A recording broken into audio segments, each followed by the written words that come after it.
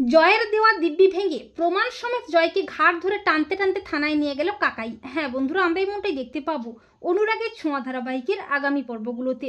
দীপা জামিন পেয়ে যায়, কিন্তু দীপার সন্দেহ হয় জয়ের ওপর। দীপা বলে, আমাকে এক্ষুনি উর্মির কাছে যেতে হবে, অনেকগুলো হিসাব নিকাশ মিলছে না, আমাকে তো প্রমাণ করতেই হবে যে আমি নির্দোষ। অপরদিকে জয়ের ভাবভঙ্গি দেখে উর্মির মনের সন্দেহ বাড়তেই থাকে। জয় অনুশোচনায় ভেঙে পড়ে, হাউমাউ করে কাঁদতে থাকে। আর আড়াল থেকে জয়ের কথা শুনে কাকাই সব সত্যিটা জানতে পারে যে জয়ই আসলে হারটি চুরি করেছে।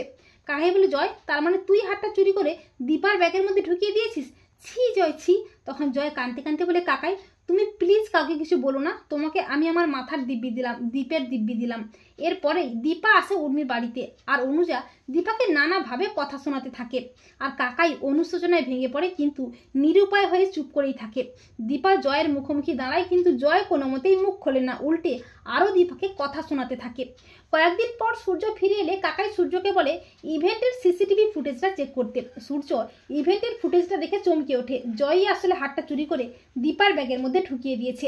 এরপর কাকাই জয়ের দেওয়া দিব্যি ভেঙে দিয়ে বলে, জয়, আমি আর তোর দিব্যি রাখতে পারলাম না। এই বলে কাকাই রুদ্রমূর্তি নিয়ে জয়কে টানতে টানতে থানায় নিয়ে যায়। কাকাই বলে, অফিসার, দীপা সেনগুপ্ত নির্দোষ, কোনো অন্যায় করেনি, প্রকৃত অন্যায় করেছে আমার ভাইপো জয় সেনগুপ্ত।